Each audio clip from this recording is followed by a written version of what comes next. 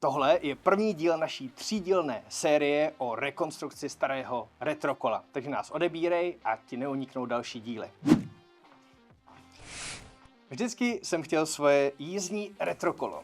2 roky zpátky jsem zašel za sousedem, tak různě po sousedech, a ptal jsem se, jestli náhodou někdo doma nemá nějaké staré kolo, které už nepotřebuje. A dostal jsem tohle. Strašně se mi líbilo, potenciál určitě mělo. Chtěl jsem si ho zkusit sám zrekonstruovat, ale potom, co jsem odšroubil první brzdu, jsem zjistil, že to je nad moje síly a vyžadlo by to spoustu času a studování a na to jsem úplně neměl kapacity. Tak mě napadlo, že to teďka natočíme pro vás a pozvu jsem někoho, kdo s tím zkušenosti má. Tak, dámy a pánové, dovolte mi, abych vám představil mého kámoše Matuška. Matuško vám o sobě řekne víc za chvíli. A my se teďka pustíme do prvního dílu rekonstrukce retrokola. Připraveni? Schutí do toho! Ahojte, zdravím všetkých sledovateľov kanálu Buildex magazín. Moje meno je Matúš a Dominik si ma pozval do tohto videa ako odborníka na renovácie kol, respektíve renovácie retrokol. Je pravda, že sa tomu už nejakú dobu nevenujem aktívne, ale myšlienka natočiť hezké, ucelené video o renovácii kola ma naozaj nadchla. Takže dnes si spoločne prejdeme to, ako vybrať správne kolo na takú renováciu, koľko by tak približne malo stáť, na čo si dať určite pozor, no a pak si ho následne spoločne kompletne rozoberieme a prejdeme jednotlivé komponenty a pozrieme, ktoré má ešte zmysel vlastne zachraňovať, renovovať a tie, ktoré už nie, a vyhodiť a radšej nahradiť. V priebehu videa budem dávať jednotlivé tipy z praxe, takže určite zostaňte naladení a sledujte do konca. Veľa z vás si teraz možno položí otázku, OK, renováciu možno nejak zvládnem, som manuálne zručný, ale jak také kolo vybrať? To je hodne dôležitý základ na začiatok a preto si prejdeme teraz pár základných, ale veľmi dôležitých bodov na to, aby ste neurobili chybu hneď na začiatku. Tá najdôležitejšia je rám. Dávajte pozor, aby nemal praskliny a výraznejšie promačkliny. Praskliny hlavne v miestach, kde je zvarený ten rám, to znamená pri stredovom zložení, hlavová trúbka alebo tady vzadu, jak je sedlovka. Pak následne skrivená vidlica, poškodené padky, možno hodne zakusnutý stred, alebo stretol som sa už aj s takým prípadom, že bol pedál zavarený do kliky. A s tým už bohužiaľ nič nespravíte. To je na vyhodenie a kúpenie nového komponentu. Chcem ešte podotknúť, že pokiaľ máte v tom trošku španielskú dedinu a neviete sa orientovať ešte v tých názvoch, ktoré tu strieľam, tak určite si ich postupne vo videu všetky vysvetlíme. Ničoho sa nemusíte báť. Ďalšia otázka sa nabízi, koľko také kolo môže stať, koľko by ste mali zaň ho dať, aby ste ho nepreplatili. Veľmi dobrá otázka, veľmi dôležitá. Z mojej praxe a skúsenosti viem, že sa to delí na pár skupín. Tá prvá taká základná, klasika favorit, niekde leží ve sklepe, na dvorku, tie sa pohybujú okolo tej 500, to je fér. Pak sú menej jazdené, slabo jazdené, celkom zachovalé kúsky, dobre skladované, v teplom a suchom sklepe, tam sa to pohybuje okolo 1000-1500 korún. Ale viac by som určite za také kolo, ktoré pred rekonštrukciou nedával. To by bolo trochu teórie na začiatok a teraz prejdeme k tomu, čo vás bude najviac zaujímať určite. A to je rozobranie tohto kásavca. Z mojej praxe môžem povedať, že to trvá tak 20, 30 až 60 minút. Záleží hodne, v jakom stave je to kolo a to zistíte až keď ho fakt začnete rozoberať. Môže byť zakusnutý stred.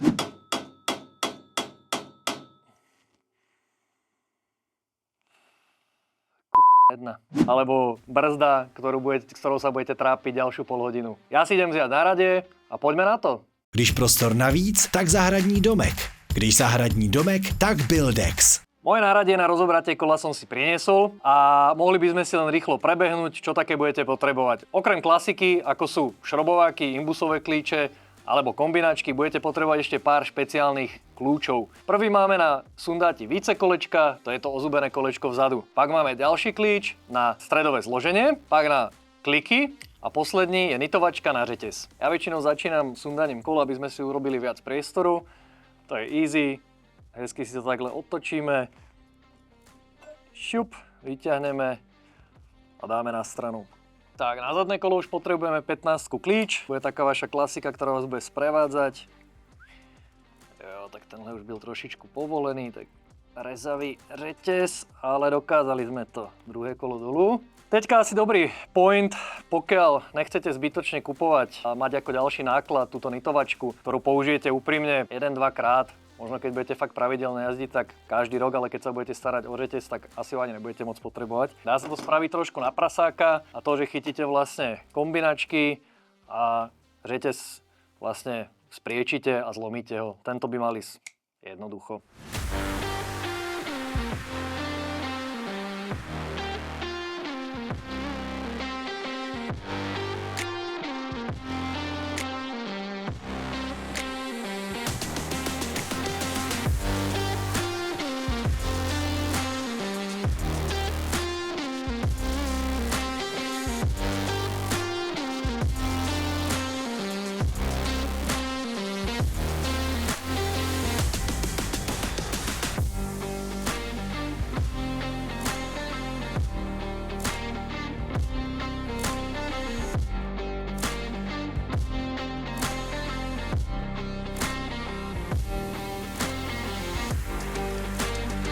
A dostávame sa k prvému typu tohoto videa, ako som spomínal na začiatku, aby som vás o to neuchudil. Čo sa týka šrobu, ktorý drží sedlovku, to je tá tyčka, na ktorej je sedlo, tak ten býva dosť často a dosť nepríjemne zakusnutý do toho rámu. Čo môžete spraviť je zobrať klasické kladivko a veľmi jemne opatrne sa ho snažiť vybiť, tak aby ste nepoškodili samozrejme závit na tom šrobe. Ten je unikátny, dá sa nahradiť samozrejme aj inými, ale keď už to deláme, tak poriadne.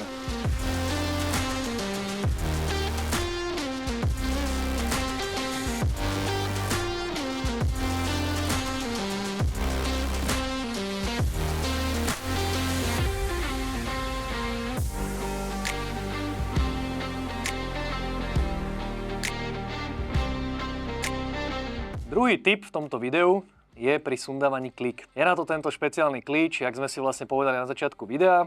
Ten sa zašroubuje, tá prvá predná časť, teda pri tom mojom, sa zašroubuje takto pekne do tej kliky.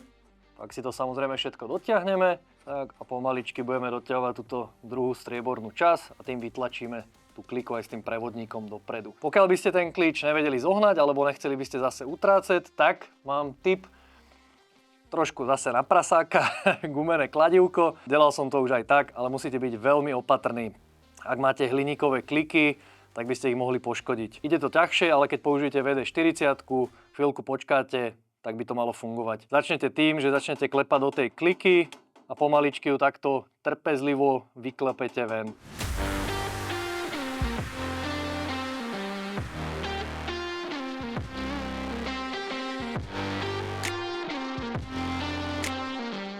A plynule sa dostávame k tretiemu typu videa. Narazili sme presne na to, čo som si myslel, a to je krásne zakusnutý stred.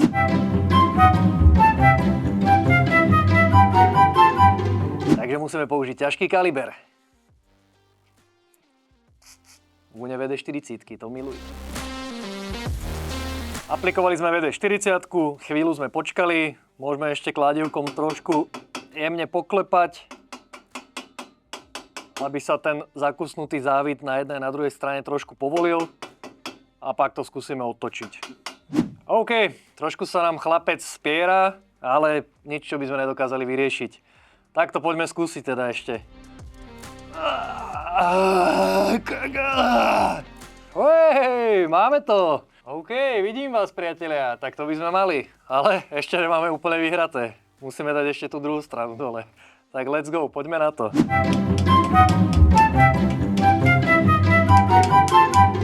Tak a tu je dôležité zase spomenúť, že táto miska toho stredového zloženia sa vytáča v smere hodinových ručičiek. Ja som na to používal kladivo a šrobovák, tak prosím, hlavne ma za to nehejtujte. Viem, že aj na toto sú klíče, ale pracujeme s tým, čo máme. Zaprel som si ten šrobovák takhle do toho výbežku alebo do tej jamky a jemnými pohybmi som vlastne búchal do toho šrobováku a ono sa to krásne uvoľní a otáča.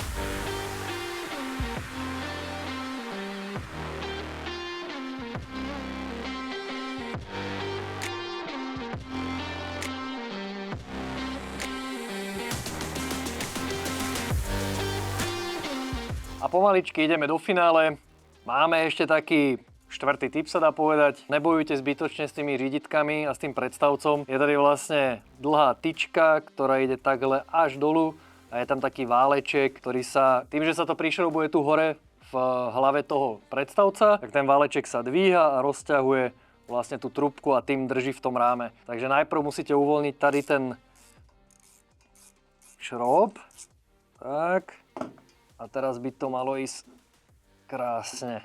Ten tam bude taký hezky zakusnutý. Stal sa nám taký nešvár. Tyčku sme vybrali, ten dlhý veľký šroub, ale ten váleček sa nám práve zasekol v tej trúbke. Takže nebojte sa urobiť to, je to taký hack, niečo dlhé. Ja mám pielnik po ruke, veľmi opatrne a dáte ho takto na šikmo, vyklepete kladivko. My sme ho teda už vyklepali, alebo ja, a takýmto spôsobom ho dostanete dolu. Tým pádom sa vám uvoľnia riditka a teď by to malo ísť jak po masle.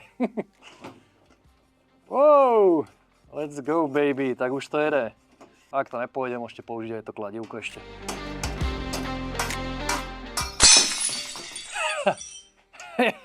Ešte podotýkam, nebojte sa použiť pravú chlapskú silu. Je to predsa len poriadny, kvalitný kus československej ocele a aj hliníku. A dostávame sa k poslednému typu tohto videa a to je, ako sundať tieto misky hlavového zloženia. Ja som to väčšinou robil tak, že som si zobral nejaký dlhý rovný šrobovák, túto poslednú časť vlastne ten bit zachytil ohranu tej misky, buchol kladivkom a jemne vyklepol jednu a druhú.